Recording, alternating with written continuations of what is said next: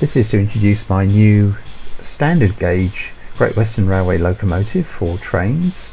It's the Queen class that started life with a 222 of that name in 1873, and then by 1875 20 more had been built, including this one, Prince Christian, with the number 1118. And so as you can see here, it's a large 7-foot main driving wheel, and I've modelled it. It's basically a compromise because these were rebuilt over several decades with different positions for the dome, different types of chimney, different types of tender. So I just try to, as it were, to embrace some of those changes, and also to produce a fine looking locomotive. So let's set her going.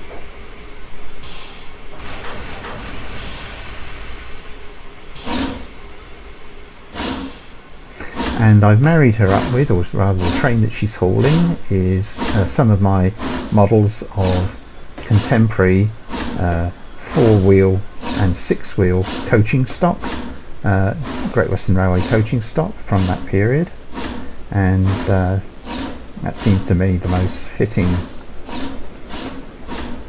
type of train that she should be hauling. So these were mainly used on passenger operations, passenger workings, and just looking at Russell's book here in front of me, where he's talking about the many different variants that there were over the years as they were taken in and rebuilt by Swindon, but they had a long working life right the way through to at least 1900, so at least 25 years, and well into the Edwardian period up to the First World War. And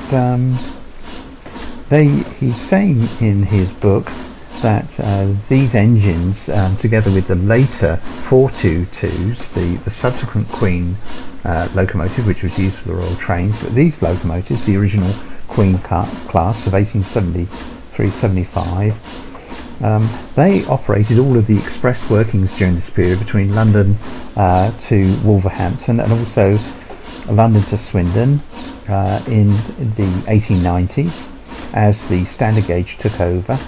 And these would be about this type of coaching stock would be the lighter of the types of trains, because normally they would operate on those expresses with the full bogie stock, or 8-wheel bogie stock, which I've also modelled. So I've given them quite a high reflection, as you can see, especially on the tender, because these were polished to within an inch of their life for the expresses that took place, that operated, the pride of the late 19th century Great Western Railway expresses. So my aim is to release this early in January of the new year, and it'll be available free of charge, of course, from my website, which is the only place where they'll be available. And you'll need to download the locomotive and the tender separately, and there's several dependencies which you may need to download from the DLS, the engine spec, engine sound, that sort of thing, although I've tried to stick with built-in sounds or included dependencies which I've made myself. So it's my traditional Great Western Railway horn, and I don't have much else really to say about them, but I really tried to sort of be as faithful as possible to the original design.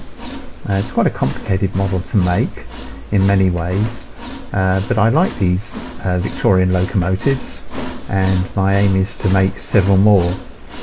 The next model that I'll be doing won't be anything to do with Great Western Railway. It will be a real oddity, and it's not actually a locomotive, it's more like a rail car, but a very strange rail car indeed, but more of that in a future video. My next Great Western locomotive will be the Armstrong Goods, the 060 goods that was mainly built at Wolverhampton, Great Western's Wolverhampton works, and So that's down the line. That's not the next one that I'll be doing, but the one after that. So there we are, the Great Western Railway Queen class, the original Queen class of standard gauge of the 1870s. I think a very nice addition to the rake of locomotives which I offer on my website. This will of course be freeware, and the only stipulation is that I don't allow reskinning or changing the meshes in any way whatsoever without my explicit permission, and you have to make a very good case indeed to hack about at my to persuade me to let you hack about with my models. I don't approve of it. So, but anyway, all that aside, I hope you've enjoyed this little video. If you have, then please give me a thumbs up, leave a comment, and if you haven't done already, please subscribe to my channel.